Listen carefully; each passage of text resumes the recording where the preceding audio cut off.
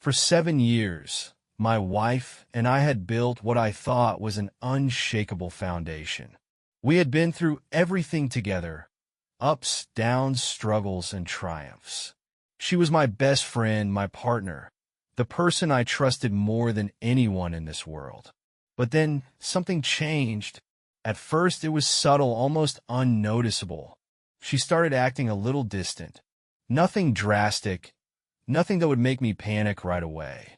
She was still there, still affectionate, still saying "I love you" before bed. But it was different. You ever feel like someone is physically present, but mentally somewhere else? That's what it was like. It started with small things. Her responses became shorter, almost distracted. The little moments we used to share, like laughing over dumb inside jokes or cuddling on the couch watching our favorite shows, started to feel forced. Then came the phone. Before, she was never obsessed with it. Sure, she'd text her friends or scroll through social media, but it was casual. Now, she was glued to it. It was always in her hand, always face down when I walked into the room. She started smiling at her screen, those soft, almost mischievous smiles, the kind that used to be just for me. The worst part? Whenever I asked, "Who's texting you?" she would just laugh and say, "Oh, nothing important." Nothing important? Then why was she smiling like that? At night, she'd take her phone to the bathroom, something she never used to do. I could hear the faint sound of her typing. The first time I heard it, I told myself I was being paranoid. Maybe she was just checking emails or scrolling through Instagram. But then I caught her deleting messages. I walked into the room once, and she was swiping away notifications like her life depended on it. The second she saw me, she quickly locked the screen and placed the phone face down. My stomach dropped. I wanted to believe it was nothing. I told myself, maybe I'm overthinking. Maybe I'm just being insecure. But deep down, my gut was screaming at me. Something wasn't right. It started with small things, little shifts in her routine that didn't seem like much at first. But looking back, they were the first cracks in the foundation of our marriage. One night, she casually mentioned she was going out. It wasn't unusual. She'd gone out before with friends, grabbed drinks, had girls' nights. But something about the way she said it this time felt off. "I'm going out tonight," she said, slipping on a pair of heels I hadn't seen her wear in years. I looked up from my phone, pretending to be uninterested, but something inside me immediately tightened. "Oh yeah? Who with?" I asked, keeping my tone light. For a split second, just a tiny moment, I saw it. The hesitation. It was so quick that most people wouldn't even notice it, but I did. "Oh, just some girls from work. You don't know them," she said, adjusting her dress, avoiding eye contact. Her voice was steady, but not completely. There was the slightest tremble, the faintest waver that sent a chill down my spine. Something wasn't right. I pushed a little. "Really? Which ones?" I asked, still acting casual. That's when I saw her first real mistake. She turned around, already halfway to the door, and shrugged. "Oh, just the usual girls." But here's the thing. I didn't know. She had never once mentioned going out with girls from work. In fact, I barely ever heard her talk about them at all. So who were these usual girls she was suddenly spending time with? And then there was the way she was dressed. Don't get me wrong. My wife had always been beautiful, always put effort into how she looked. But tonight, this was different. She looked incredible. Her makeup was flawless. Her perfume was strong. The kind you wear when you want to be noticed. The dress she had on? It wasn't just a dress. It was one of those dresses that made heads turn. And then there were the heels. My wife hated heels. She always complained about them, said they hurt her feet. She only ever wore them when it was really important, anniversaries, fancy dinners, special occasions. So, why was she wearing them now? And then, just before she walked out the door, she grabbed her phone, looked at it, smiled, and quickly put it in her bag. That smile. That damn smile. Not a casual, "I'm excited to see my friends" kind of smile. No, this was different. This was the kind of smile I used to see when she was texting me back in the early days of our relationship. The kind of smile that meant something. But it wasn't for me this time. It was for whoever was on the other side of that screen. I forced a smile and kissed her goodbye, but inside, a storm was building. I sat on the couch for hours, staring at the clock, pretending to watch TV. Who was she really meeting? And why did it feel like this was only the beginning? That night, after she left, I sat on the couch, staring at the door long after it had closed. My stomach was twisting, my thoughts racing. Every instinct in my body told me something wasn't right, but I had no proof, just a gnawing suspicion that wouldn't go away. I tried to distract myself, flipping through channels, scrolling mindlessly on my phone, but I wasn't paying attention. My mind kept replaying everything. The hesitation in her voice, the dress, the damn smile. And then it happened. A soft buzz broke through the silence. It was coming from the kitchen. I frowned, my pulse quickening. It couldn't be. I stood up, following the sound, and then I saw it. Her phone, sitting face up on the counter. She had forgotten it. I froze. This wasn't normal. She was always glued to that thing lately, checking it every chance she got. She never left it behind, not even for a second. So why now? Another buzz. I stepped closer. The screen lit up, and that's when I saw it. A text message from someone named John. My heart stopped. Who the hell was John? I felt the air leave my lungs. My hand started to shake. I grabbed the counter to steady myself, my mind racing. See you again? Again? That meant this wasn't the first time. I swallowed hard, staring at that tiny red heart emoji, burning into my brain like a brand. This wasn't a coworker. This wasn't some innocent text from a friend. This was something else. A million thoughts exploded in my head at once. Was she meeting him right now? Had she been lying to me this whole time?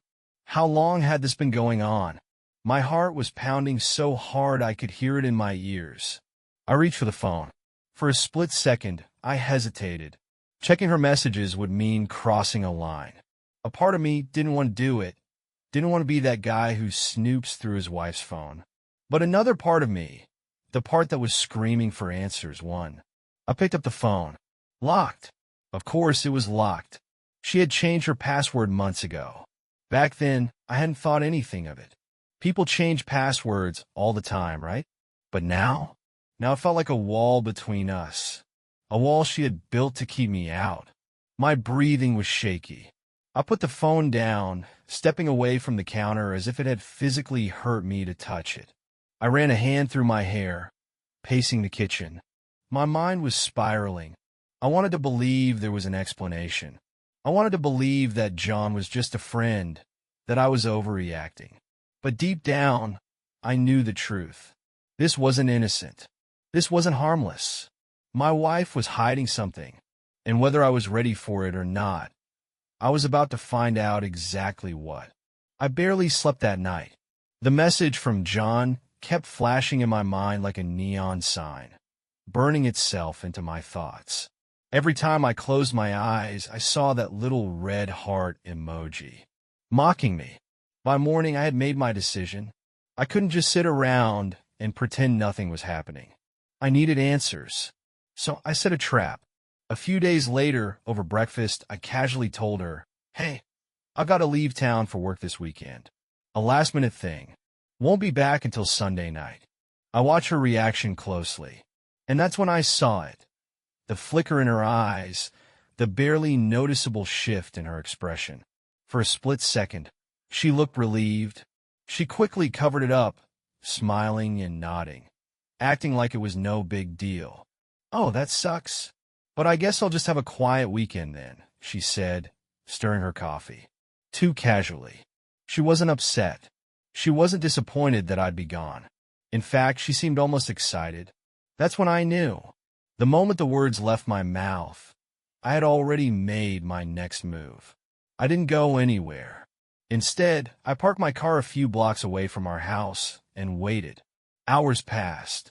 The sun dipped lower. The street lights flickered on. My heart pounded in my chest as I stared at our front door. waiting to see what she would do now that she thought I was gone. And then, just as I suspected, she left. And it wasn't for a quiet night in. She stepped out of the house wearing a dress I hadn't seen in years. It was the same dress she wore on our anniversary 3 years ago. The one she had picked out for a special night. But tonight? Tonight it wasn't for me. I gritted my teeth, gripping the steering wheel so hard my knuckles turned white. I let her drive off first, keeping a safe distance before following her. My hands were sweating. My breath was uneven. Where was she going? Who was she meeting? The drive felt like an eternity. And then she pulled into a hotel parking lot. A freaking hotel. I sat there in shock, my body frozen as I watched her step out of the car. She smoothed out her dress, fixed her hair in the reflection of her window, then checked her phone. A second later, she smiled. That same damn smile. My blood ran cold. I couldn't move. I couldn't breathe. My heart was hammering so hard I thought my ribs would crack. A hotel? My wife was meeting someone at a hotel. I wanted to believe I was wrong, that there was some logical explanation, that she had a reason for being here, dressed like that, looking at her phone like a teenager waiting for her crush. But deep down I knew. I had just caught my wife in the act, and I was about to find out exactly who she was meeting. I sat there, gripping the steering wheel so tightly that my fingers ached. I wasn't breathing. My wife had just walked into a hotel, a damn hotel. My stomach twisted as I watched her disappear through the glass doors like this was just another ordinary evening. But for me, this was the moment my world started to collapse. I forced myself to stay calm. I needed to see who she was meeting. I needed undeniable proof. So I waited. The minutes dragged by. Every second felt like an hour. Then it happened. A car pulled into the parking lot. My chest tightened. The headlights flashed as the vehicle slowed, finding a spot near the entrance. I couldn't see the driver's face yet, but my pulse pounded in my ears. Was this John? Was this the guy who had sent her that message? The engine cut off. The door opened. And then he stepped out. My breath caught in my throat. It wasn't John. No, it was someone I knew. My entire body went numb. For a moment, I thought my mind was playing tricks on me. I blinked, rubbing my eyes as if that would change what I was seeing. But it didn't.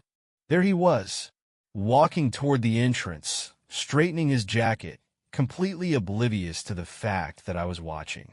I felt the ground shift beneath me. A wave of nausea hit me so hard I thought I was going to be sick. I knew this man. I had trusted this man. And now, he was about to walk through those hotel doors to meet my wife. I wanted to scream. I wanted to explode. But I just sat there frozen, my mind spiraling into chaos. How long had this been going on? How many lies had I swallowed while they laughed behind my back? I clenched my jaw so hard my teeth ached. This wasn't just betrayal. This was something much worse. And at that moment, I made a decision. I wasn't leaving. Not until I got the truth. My breath caught in my throat. I blinked once, twice. My vision blurred for a moment, like my brain refused to process what I was seeing. No, this isn't possible. I leaned forward, gripping the dashboard, my heart slamming against my ribs so violently that I felt lightheaded. The man who just stepped out of that car, the man who was about to meet my wife in a hotel, was my father. My world cracked in half. I must be hallucinating. There's no way.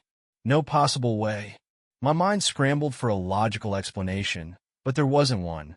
I felt like I was watching some sick, twisted nightmare play out in front of me, except I was wide awake. My father, my own blood, was walking toward the entrance. His movements were confident, relaxed.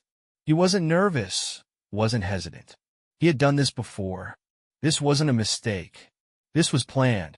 This was real. I watched in horror as he stepped inside, and then, as if time itself slowed down, my wife appeared. She walked out of the elevator and met him in the lobby. Her face lit up. She smiled. And then He reached out and touched her face. His fingers gently brushed her cheek like he had done it 100 times before. I stopped breathing. My hands were shaking violently as I watched the scene unfold before me, my mind screaming that this could not be real. And then she kissed him, not a friendly peck, not a hesitant, unsure gesture.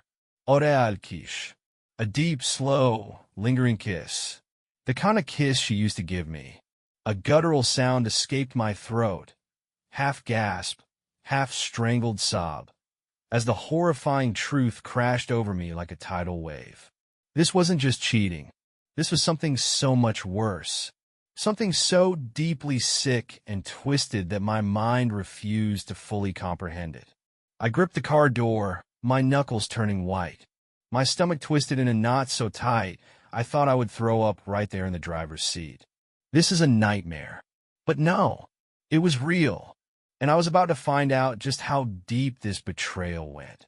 Something inside me snapped. I wasn't thinking anymore. My body moved on its own, fueled by pure, unfiltered rage. My blood boiled as I shoved the car door open, barely aware of my own actions. My vision blurred at the edges, a red haze clouding my thoughts. I had to stop this. I had to see it with my own eyes. I stormed toward the hotel entrance, my hands trembling so violently that I could barely form a fist. My heartbeat pounded like a war drum in my ears. Each step felt like I was sinking deeper into hell. The moment I stepped inside, the cool, air-conditioned lobby did nothing to cool my fury. I scanned the room, my pulse racing, my jaw clenched so tight it felt like my teeth would crack. I spotted the receptionist at the front desk, a young woman scrolling through her phone. Think. Be smart. I forced myself to take a shaky breath, then approached the desk, doing my best to keep my voice steady. Excuse me, I lost my room key. My wife checked in earlier, and I really need to get inside. The receptionist looked up, barely paying attention. Name on the reservation? She asked, already reaching for the system. I swallowed the lump in my throat. It should be under my wife's name. Emily. She nodded, typing. I prayed that she wouldn't ask for ID. Prayed that my voice didn't crack. Prayed that I could hold it together for just a few more seconds. Then, oh, here it is. Room 314. I can issue you a new key. I forced a smile, even as my hands clenched into fists. That would be great. Thank you. A few seconds later, she handed me a key card. I grabbed it so fast my fingers nearly slipped. I turned away, my heart hammering. This is it. I found the elevator and hit the button. The door slid open, and I stepped inside, my reflection staring back at me in the mirrored walls. My face was pale, my eyes wild. The elevator ride felt like an eternity. Then, ding. The doors opened to the third floor. I stepped out. The hallway stretched before me, lined with doors on either side. Room numbers passed in a blur as I moved forward, my pulse beating in my throat. 310, 312, there, 314. My hands shook as I slid the key card in. A green light flashed. The lock clicked open. I took a deep breath. Then, without hesitation, I kicked the door open. The sound was deafening, wood slamming against the wall, the force rattling the hinges. And there they were, my wife, my father. The sheets were tangled, their faces twisted in shock. Time stood still. I saw the guilt in her eyes, the lack of remorse in his. My chest tightened so hard I thought I would explode. I had imagined this moment 100 times, thought I knew how I'd react. But nothing could have prepared me for the reality. And in that moment, standing in that doorway, everything changed. Forever. Silence. For a few agonizing seconds, no one moved. My wife's face turned ghostly white, her mouth slightly open, eyes darting between me and the door, as if looking for an escape, as if she could just run away from this.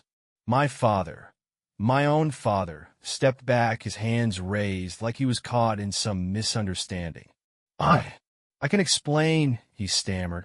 Explain?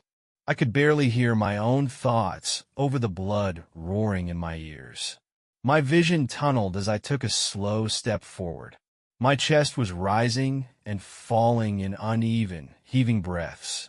My hands trembled at my sides, curling in a fist so tight that my nails dug into my palms. What the hell is going on? My voice shattered the silence, echoing off the hotel walls. Neither of them answered. My wife swallowed hard, her lip trembling, her entire body stiff like a deer caught in headlights. I could see it in her eyes. Fear, guilt, shame. She knew she was caught. There was no excuse, no way to twist the truth. Still, she tried. It's not what it looks like, she blurted, her voice high-pitched and panicked. I laughed, a cold, bitter laugh that didn't sound like my own. Not what it looks like. Then what the hell is it? I took another step forward, my body practically vibrating with rage. She opened her mouth, but no words came out. Her throat bobbed as she swallowed back tears. Then my father spoke. Son, please, let's just talk. Don't call me that. The words shot out of my mouth before I could stop them.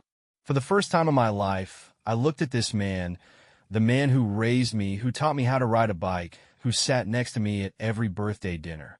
And I saw a stranger, a liar, a backstabber, a disgusting excuse for a father. How long? My voice came out hoarse, barely above a whisper. My wife's eyes flickered with something, hesitation. I clenched my jaw. How long? She flinched, fresh tears spilling down her cheeks. And then she whispered it. 6 months. Everything inside me froze. 6 months. For half a year, they had been sneaking behind my back. For half a year, I had been hugging my father at family gatherings, kissing my wife goodnight while they were doing this. I let out a shaky breath, my stomach twisting into a tight, painful knot. Why? My voice broke. Why am? She bit her lip, avoiding my eyes. Then, the final knife to the heart. Because he made me feel something you didn't. The room spun. My breath hitched. And in that moment, standing there in that cheap hotel room, I realized something. This wasn't just a betrayal. This was the ultimate destruction of everything I thought my life was. And I would never be the same again. My wife's lips trembled, her eyes glistening with unshed tears. For a second, just a second, I saw a flicker of regret. But regret wasn't enough. I needed the truth. Say it, I demanded, my voice sharp as a blade. She swallowed hard, glancing at my father like she was searching for courage, like she was waiting for him to save her.